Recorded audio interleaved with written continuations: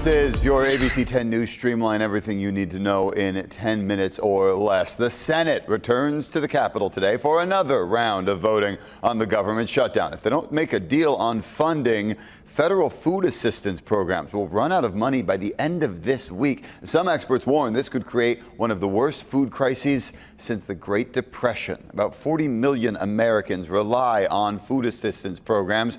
Right now, there's no sign of progress on a deal to reopen the government. We can't do a deal with President Trump and then have him tear it up tomorrow and start mass firings or canceling programs that he doesn't like or canceling programs that help blue states. We have to be sure that a deal is a deal.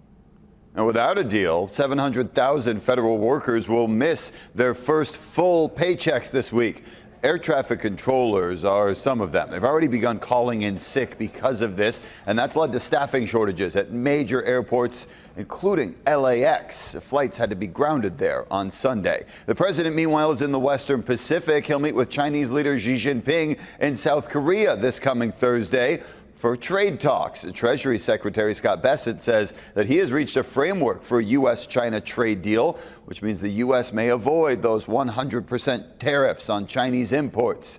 The deal includes tactics that would also stop exports of fentanyl to the U.S. and a, quote, substantial purchase by China of U.S. soybeans. Hurricane Melissa is now a Category 5 storm headed straight towards Jamaica. Forecasters warn this could be catastrophic for the island. Melissa is forecast to make landfall either late tonight or Tuesday morning with winds up to 160 miles per hour. And because it's only moving about 2 or 3 miles an hour, it could dump as much as 40 inches of rain in some areas. So far, the storm has already killed at least 3 people in Haiti and a 4th person in Dominican Republic. Volunteers in Florida are now preparing boxes with food and other basic necessities to help families all across the Caribbean.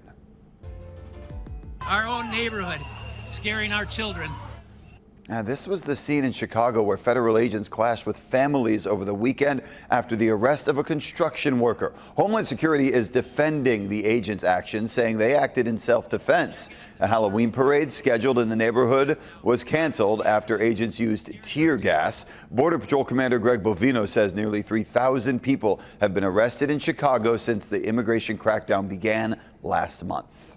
Former NFL star Adrian Peterson has been arrested in Texas. According to jail records, Peterson faces DWI and gun charges. This is his latest run-in with law enforcement. Back in April, Peterson was booked for DUI after an NFL draft event for Vikings fans. Over the years, he's also faced issues of domestic violence, child abuse, and financial accusations. Peterson played in the NFL for 15 seasons. He was the MVP in 2012 when he became one of only 9 running backs in league history to rush for 2,000 yards in a season. A major break in the Louvre heist. French officials say they have arrested 2 people in connection to the theft. The suspects were taken into custody late Saturday night as they got ready to board flights out of France. Paris prosecutors say the men were detained at Charles de Gaulle Airport. One of those men was on the way to Algeria, the other to Mali. Police were able to match DNA found inside a helmet that was left at the scene to one of those suspects. In your consumer news, there's a new way to save some money if you're headed to a brewery in Southern California. ABC 10 News consumer reporter Marie Coronel explains how you can turn a penny into a pint. If you're into craft beer or seltzers, this is a passport for you. A way to help local breweries while having fun in San Diego. And then our watermelon gummy. Grabbing a beer with friends has never been so easy and so budget friendly, thanks to a Pint Life passport. Just ask Brendan Craigle, who's in charge of marketing for Pint Life. It's just a way for people to connect with the local craft brewery scene, explore new places, support local breweries, and try some great drinks. All you have to do is go online and purchase a passport for your area. It's broken up by regions: LA, Orange County, and San Diego. You pay $25 and a passport is sent to you. Each brewery has its own page, and you present it to the bartender, and they give you a stamp, and you get a pint of beer seltzer for a penny. Typically in California, the cost of a pint of beer ranges between $6 to $12, depending on the type of beer. where craft beers, IPAs, and stouts are more expensive than basic lagers or pilsners. The passport highlights more than 20 breweries and tap houses to choose from the North County to the East County area, reaching down to the South Bay.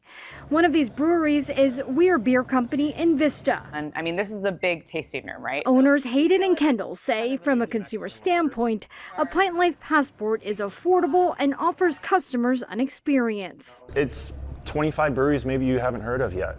We're noticing the customers bring this in are younger. They're finding it on Instagram, most likely. And it's allowing them to discover these new breweries that could become their favorite new spot. And for a brand new business like theirs, it gets more foot traffic through their doors. We have about 200 redeemed this year, which is pretty great because that's 200 new customers we wouldn't have gotten before. Most customers that come in do end up trying other things on the menu and getting a second beer. And even though it is a penny, a lot of people will put it on a card and they will tip our bartenders, which is also nice as well. Brendan says they will be selling pre-order passports for 2026 just in time for the holidays, which will have even more breweries around the county. Marie Cornell, ABC 10 News. In Texas, body camera video captured these incredible moments. Police pulled a 1-year-old girl out of a rollover crash on a busy highway. Keep moving, keep moving, keep moving. And they found the baby pinned underneath the car. Police lifted the car to pull her out and start CPR. Now, they were only a few cars behind the crash, so they were able to get there and help within seconds. The baby is expected to make a full recovery. San Diego is gripped with playoff fever right now, and this October it has nothing to do with the Padres. The San Diego FC continued their historic inaugural season, turning their first ever playoff game into their first ever playoff win. ABC 10 News reporter Tyler Latoya shows how an electric, sold-out crowd helped deliver all the energy the team needed for a 2-1 win over Portland. It's what a lot of fans here in San Diego have been waiting for. Not just a professional soccer team, but a successful one. And with the win Saturday night, San Diego FC continues its historic and inaugural run with arguably the best fan base in the league. How you feeling? How you feeling? Feeling great, let's go. San Diego football, let's go, baby, SDFC. We're feeling good. Let's go, San Diego. I'm feeling great. We're gonna beat Portland and we're going on all the way. It's your first SCFC game? Yes! It was a sold-out crowd. Is that surprising to you guys? Absolutely not. Absolutely not. San Diego loves their sports and they're here to support them. It's electric. It makes you want to live life. Yeah, what about the energy in there? How's everyone in there? They're crazy. Let's go! She's phenomenal. Once in a lifetime you get this experience. You got to come out here and handle it. Hey, we need a championship. Chargers couldn't give it to us. Padres couldn't give it to us. Hey, we got to have a soccer team give it to us, you know? Padres, the season, how it ended, this kind of lifts up people in San Diego, and it's a new sport that San Diego's just a sports city. It's underrated, so we needed this, Let's go, Tango boys! I've been from Las Vegas for this game. I turned 60 today. This was my 60th birthday party. Whoa! I love this team. I love this town. San Diego forever. That's all I gotta say. Honestly, we've been showing up for the team, the whole season, and everybody's excited for us to be in the playoffs. So, we're all just here. The playoffs sold out in the first day. That's been today. That's a big thing for San Diego. We win. You see. It is what it is. We still got the dub, and that's all that matters at the end of the day. Only dubs, only dubs. 100%. Now game 2 in this best of 3 series is set for November 1st back in Portland. Reporting from Snapdragon Stadium, I'm Talia Latoy, ABC 10 News. That's your ABC 10 News Streamline. Everything you need to know today in under 10 minutes.